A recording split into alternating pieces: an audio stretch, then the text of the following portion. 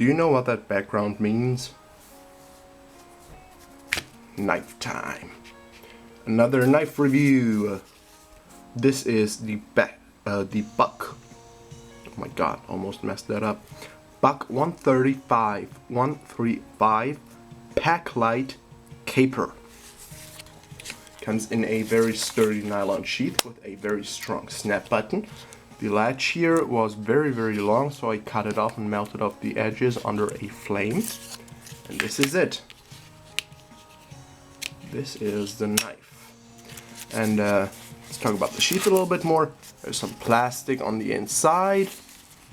It's very comfortable to carry. You can only carry it vertically like this on your belt. The latch could be even deeper for me, but it still conceals very well, unless you tuck your shirt and, you know, that won't conceal that anymore. Very lightweight. Not only the sheath, but the knife. It is not very big. Okay, and it is skeletonized, and it is paper thin. It is really skinny. It has some upsides and some downsides.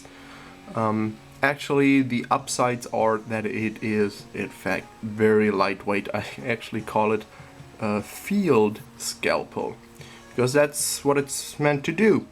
It's meant to do fine detail work. That's why it is shaped like this. This is why it's skinny like this.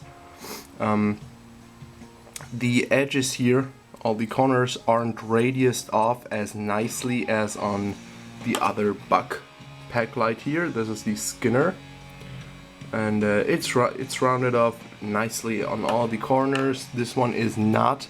On top it's fine, but on the inside here, those corners are very sharp.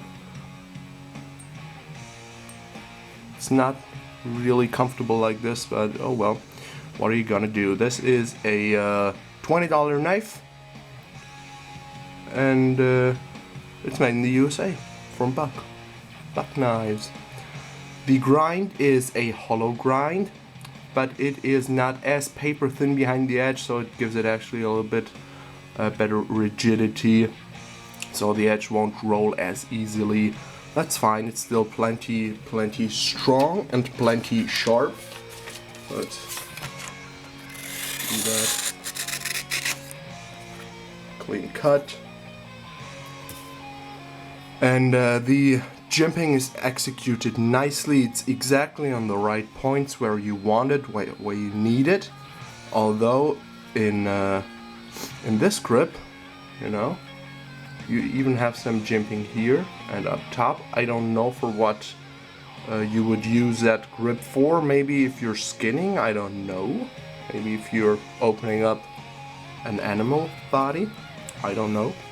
I do not hunt, unfortunately, and I have no experience in that area. But I use this for EDC as a tertiary knife, actually. I carry this sheath on my right side, on my 3 o'clock, in addition to another Buck on the belt. The other one is the 110 Eco Light. Much bigger knife. And yeah, I just carry those. So for what use? I don't know. This is kind of a sheep knife. It's not as big and as scary. You can use it for food prep. Actually, I do use it for food prep a lot. It is nice in the hand. You can do some really nice cuts like this. In this motion, it's very pointy. You can skin an apple easily. You can choke up like this on the blade. This is actually for your thumb, so your thumb fat gets grabbed in there. And it's nice to hold, even though, of course, it's not for wood splitting or something, wood processing. It's not built for that.